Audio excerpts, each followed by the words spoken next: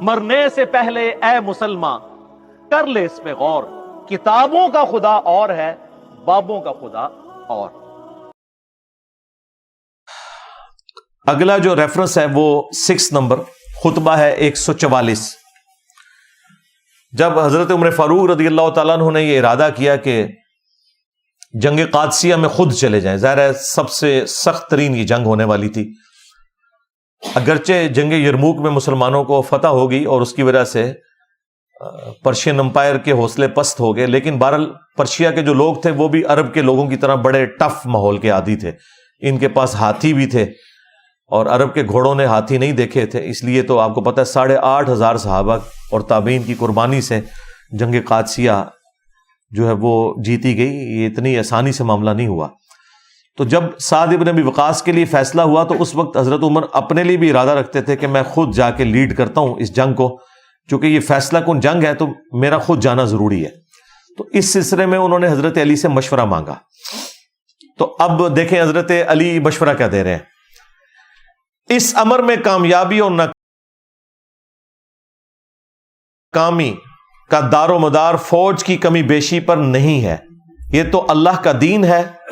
جسے اس نے سب دینوں پر غالب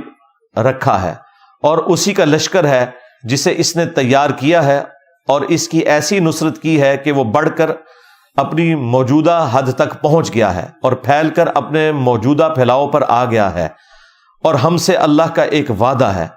اور وہ اپنے وعدہ کو پورا کرے گا۔ یہ کیا وعدہ ہے؟ ایک تو وعدہ وہ ہے جو سورہ التوبہ میں آیا، سورہ صف میں آیا، اور جگہ پہ بھی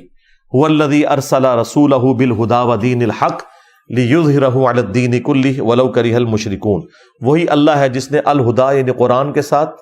مبعوث کیا نبی الاسلام کو اور دین حق کے ساتھ، تاکہ اسے تمام ادیان پر غالب کرتے۔ ایک تو یہ وعدہ۔ دوسرا سورہ نور میں بھی اللہ تعالیٰ نے فرمایا کہ جو لوگ تم میں سے ایمان لائیں گے اور نیک عمل کریں گے عنقریب ہم زمین میں انہیں خلافت دیں گے، اور وہ خلافت راشدہ کی شکل میں اللہ تعالیٰ نے مسلمانوں کو اتنی بڑی حکومت دی جو انصاف کے اوپر قائم تھی۔ تو یہ جو اللہ کا وعدہ ہے، یعنی مولا علی علیہ السلام خلفائے ثلاثہ کی حکومت کو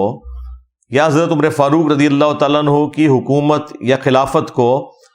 اللہ کا وعدہ سمجھ کے ایکسپٹ کر رہے ہیں کہ یہ اللہ کا وعدہ ہے، اور وہ اپنے لشکر کی خود ہی مدد کرے گا۔ امور سلطنت میں حاکم کی حیثیت وہی ہوتی ہے جو مہروں میں ڈورے کی، جو انہیں سمیٹ کر رکھتا ہے۔ جب ڈورا ٹوٹ جائے تو سب مہرے بکھر جاتے ہیں، جیسے تسبیح کے دانے بکھر جاتے ہیں یا ہار بکھر جاتا ہے جب اس میں سے کوئی دھاگا ٹوٹ جائے، تو وہ کہتے ہیں وہ جس طرح دھاگا ہے، یہ حکمران کی مثال ہے۔ یعنی آپ اس وقت مسلمانوں کی یونٹی کی علامت ہے، آپ کو اس جنگ پہ نہیں جانا چاہیے۔ اگر خدا نہ خواستہ آپ شہید ہو جاتے ہیں تو مسلمانوں کی جمعیت بکھر جائے گی۔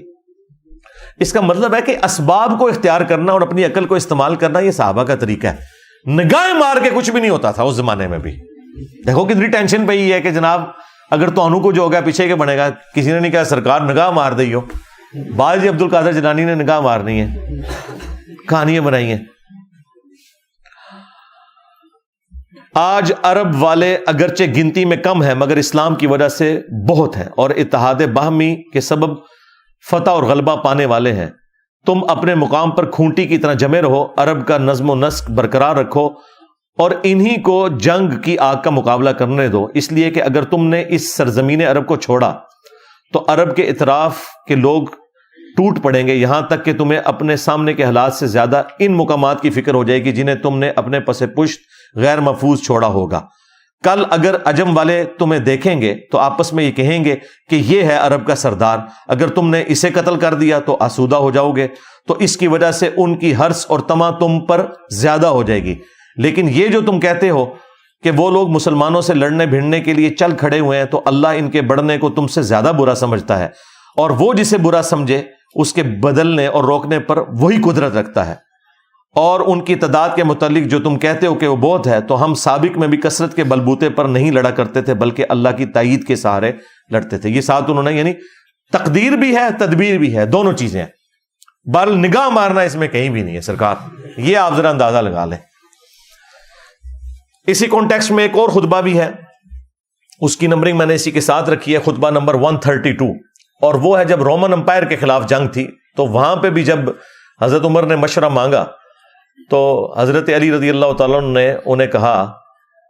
کہ اللہ نے دین والوں کی حدوں کو تقویت پہنچانے اور ان کی غیر محفوظ جگہوں کو دشمن کی نظر سے بچانے کا ذمہ لے رکھا ہے. وہی خدا اب بھی زندہ اور غیر فانی ہے کہ جس نے اس وقت ان کی تائید اور نصرت کی تھی جبکہ وہ اتنے تھوڑے تھے کہ دشمن سے انتقام بھی نہ لے سکیں، اور ان کی حفاظت کی جب وہ اتنے کم تھے کہ اپنے کو محفوظ نہیں رکھ سکتے تھے. تم اگر خود ان دشمنوں کی طرف بڑھے اور ان سے ٹکرائے اور کسی افتاد میں پڑ گئے تو اس صورتحال میں مسلمانوں کے لیے دور کے شہروں کے پہلے کوئی ٹھکانہ نہ رہے گا، اور نہ تمہارے بعد کوئی ایسی پلٹنے کی جگہ ہوگی کہ اس کی طرف پلٹ آئیں. تم ان کی طرف اپنی بجائے کوئی تجربہ کار آدمی بھیجو اور اس کے ساتھ اچھی کارکردگی والے اور خیر خواہی والے لوگوں کو بھیجو. اگر اللہ نے غلبہ دے دیا تو تم یہی چاہتے ہو، اور اگر شکست ہوئی تو تم لوگوں کے لیے ایک مددگار اور مسلمانوں کے لیے پلٹنے کا مقام ہو. یعنی پھر آپ نئی حکومت روانہ کر دیں گے. اس سے آپ اندازہ لگائیں. اب یہ آپ جب شیعہ کو پیش کریں گے نا، اب کسی کا گیئر اگر الٹا لگا ہے وہ کہیں گے جی وہ تو حضرت عمر نکلنا نہیں چاہتے تھے تو وہ بہانے تلاش کر رہے تھے، تو حضرت علی کے کندھے پہ رکھ کے انہوں نے بندوق چلائی کہ حضرت علی جو ہے وہ منع کریں تو میں نے جانا تو ہے ہی کوئی نہیں ہے، تو بس یہ منع کر دیں گے تو چلیں میں کہہ دوں گا کہ مولا علی نے منع کیا اس لیے میں نہیں جا رہا. اب دیکھیں وہ تو آپ ہر بات کو الٹ کر کے پیش کر سکتے ہیں. حالانکہ یہاں پہ جو تعریفی کلمات ہیں وہ بتا رہے ہیں حضرت علی رضی اللہ تعالیٰ عنہ کو حق گوئی میں کوئی چیز مانے نہیں تھی. اس میں کہیں ان کی بزدلی کی طرف مولا علی نے اشارہ نہیں کیا، بلکہ ان کی جو اسٹریٹجی ہے